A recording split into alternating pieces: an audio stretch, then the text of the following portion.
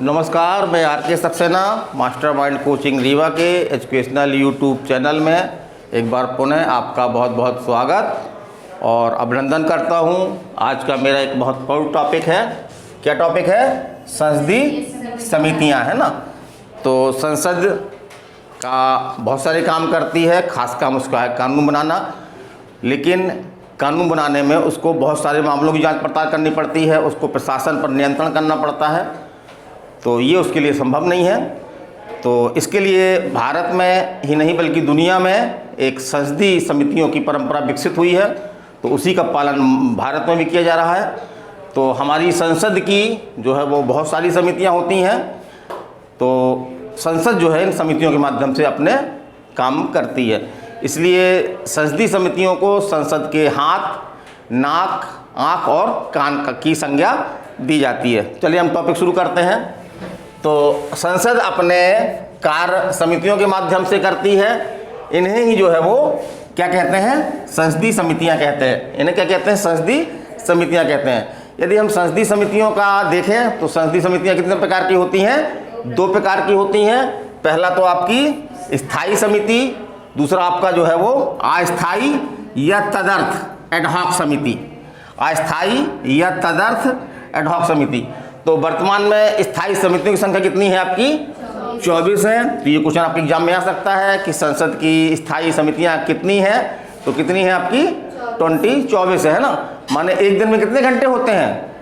24, है ना। एक दिन में कितने घंटे होते हैं? 24। तो उसी से आप याद रखिए कि इसकी समितियों में कितनी समितियां, स्थायी समितियां 24 हैं।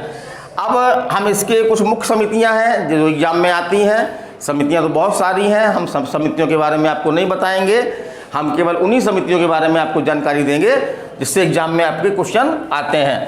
तो मुख्य समितियां कौन कौन सी हैं? तो पहली आपकी है, कौन सी है? लोक लेखा समिति, पीएसी, जिसको पीएससी बोलते हैं, public account committee. Public account committee तो एक बहुत ही महत्वपूर्ण समिति है। यदि हम संसदीय समितियों में कहें तो सबसे महत्वपूर्ण समिति आपकी जो है वो लोक लेखा समिति है। और इस समिति की स्थापना कब की गई थी? 1921 में की गई थी। और जैसा हमने बताया था किस अधिनियम के आधार पे? 1919 का भारत शासन अधिनियम के प्रावधानों के अनुसार लोक लेखा समिति की स्थापना कब की गई थी? 1921 में की गई थी। और इसमें कितने सदस्य होते हैं? ये क्वेश्चन पूछा गया एग्जाम में। तो इसमें कुल सदस्य कितने होते हैं? 22। कितने होते हैं? 22।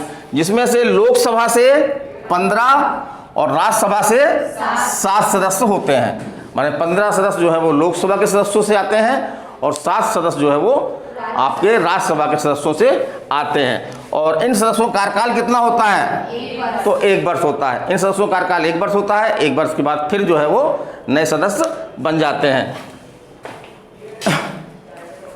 तो तुम्हें याद हो रहेगा।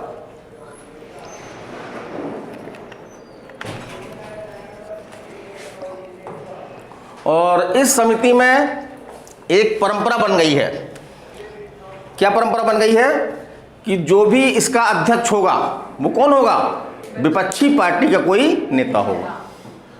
जो भी इसका अध्यक्ष होगा विपक्षी पार्टी का नेता होगा। ये परंपरा कब शुरू हुई है आपकी? 1969 से। कब शुरू हुई है? 1969 से। और वर्तमान में इसके अध्यक्ष कौन है? अधीर रंजन चौधरी। ये पश्चिम बंगाल के से कांग्रेस के सांसद हैं, अधीर रंजन चौधरी। ये इसके वर्तमान में अध्यक्ष हैं। चलिए आगे चलते हैं। अब इस समिति का मुख्य काम क्या है? तो इसका मुख्य काम क्या है? जो सीएजी क्या बताए थे? कंट्रोलर एंड ऑडिटर जनरल, नियंत्रक एवं महालेखा परीक्षक, जो सालाना रिपोर्ट पेश करता है। ये समिति क्या करती है? उस रिपोर्ट की जांच पड़ताल करती है। क्या करती है? इस रिपोर्ट की जो है वो जांच करती है। ठीक है। अगली समिति कौन सी आपकी? प्राक्कलन समिति, या इसको बोलते हैं अनुमान समिति। इससे एक नाम अनुमान समिति भी है ना। प्राक्कलन समिति को क्या बोलते हैं? अनुमान समिति बोलते हैं। और इसका गठन कब किया गया था? 1956 में, जब मध्य प्रदेश बना था अपना। इससे याद रखिए, जब मध्य प्रदेश गठन हुआ था तभी इसका जो है वो गठन किया गया था। किसकी सिफारिश पर? जॉन मथाई, जो उस समय के वित्त मंत्री थे, उनकी सिफारिश पर जो है वो 1956 में इसका गठन किया गया था। तो इसको हम कैसे याद रखेंगे? कि हमारे मध्य प्रदेश जब बना था तभी ये पाकलन समिति बनी थी। जब हमारा मध्य प्रदेश बना था उसी समय ये पाकलन समिति बनी थी। और इसमें सदस्य कितने होते हैं? 30। इसमें सदस्य कितने होते हैं? 30। और सभी कहाँ से आते हैं? सभी लोकसभा से आते हैं। तो यहाँ बिल्कुल कंफ्यूज मत होइएगा, जो पाकलन समिति है उसके सभी सदस्य जो है वो कहाँ से, किससे आते हैं? लोकसभा से आते हैं। और इनका कार्यकाल कितना होता है? 1 वर्ष होता है। और इसके अध्यक्ष कौन है वर्तमान में? तो गिरीश बापट। कौन अध्यक्ष हैं? गिरीश बापट इसके वर्तमान अध्यक्ष हैं। अब हम बात करते हैं समिति के मुख्य कार्यों के बारे में। तो समिति के मुख्य कार्य क्या है? जो सार्वजनिक खर्चे हैं, माने जो सरकारें खर्चे करती हैं, उनमें किस तरह से कमी लाई जाए, किस तरह से उसमें मितव्ययता लाई जाए, ये इसका मुख्य काम है। और इसी प्रकार से प्रशासनिक कार्यकुशलता में किस तरह से जो है वो वृद्धि की जाए, कम से कम खर्चे में किस तरह से प्रशासनिक कार्यकुशलता को बढ़ाया जाए, वो किसका काम है? पाकलन समिति काम है। तीसरी समिति आपकी कौन सी है? तीसरी समिति है आपकी लोक उपक्रम समिति। लोक उपक्रम समिति, तो भारत सरकार विभिन्न प्रकार के लोक उपक्रम संचालित करती है। उन पर एक प्रकार से आर्थिक नियंत्रण के लिए एक समिति बनाई गई है, उसका क्या नाम है? लोक उपक्रम समिति। तो ये कब बनाई गई? 1964 में एक समिति थी आपकी कृष्णा मेनन समिति। कृष्णा मेनन समिति की सिफारिश पर 1964 में बनाई गई। और इसमें कितने सदस्य होते हैं? तो इसमें भी 22 सदस्य होते हैं, ठीक किस तरह? लोक लेखा समिति की तरह। और 22 सदस्यों में से 15 आपके लोकसभा से और 7 आपके कहाँ से आते हैं? राज्यसभा से आते हैं। ठीक किसकी तरह? लोक लेखा समिति की तरह। तो इसके माध्यम से हम इसको भी दिमाग में रख सकते हैं।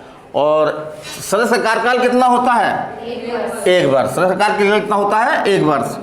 और समिति का एक अध्यक्ष होता है जिसको कौन नियुक्त करता है? स्पीकर। माने लोकसभा अध्यक्ष जो है वो लोकसभा के किसी सदस्य को इस समिति का जो है वो अध्यक्ष नियुक्त करता है या मनोनीत करता है ना।